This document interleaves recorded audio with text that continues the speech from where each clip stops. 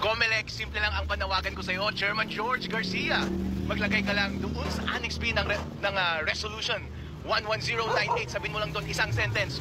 Huwag i-connect sa internet ang automated counting machines bago at habang nagpiprint ng election returns. Period. Wala nang iba. Walang mawawala sa mga botante, walang mawawala sa Comelec. Napakalaking question po, bakit ayaw ninyong gawing ito? Walang ibang paliwanag, alam nyo na ang sagot.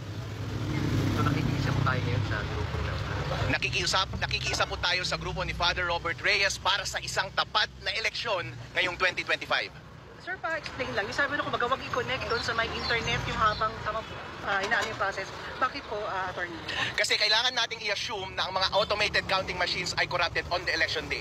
Hindi natin sinasabi na corrupted or hindi. Pero bilang isang eksperto ng IT, kailangan lahat i-minimize natin ang lahat ng opening para madaya ang eleksyon. Wala namang mawawala sa atin kung disconnected sa internet yung voting machines on election day, hindi ba? Pero isipin natin mabuti bilang mga Pilipino. Kung merong mandaraya sa ating eleksyon ngayong 2025, manggagaling ba sa loob ng gobyerno o hindi? Alam nyo na ang sagot dyan. At kung galing sa loob ng gobyerno ang mandaraya, meron ba silang power na baguhin ang source code ng counting machines on the election day or even before that? Meron, kahit sabihin natin na dumaan ito sa independent audit. Ngayon, kung corrupted ang source code on election day at merong access sa internet, yun na lamang ang tanging paraan para ang isang mandaraya ng eleksyon ay baguhin ang resulta ng mga election returns. Tandaan po natin, habang nagbobotohan po tayo, ang ating automated counting machine ay hindi pinapakita ang live score ng makina na yon sa atin. Saka lang natin malalaman ang score ng makina na yon pagka-print ng election return. Kaya even before pagka-print ng election return, wala dapat access ang kahit na sino mang masamang tao sa makina na yon.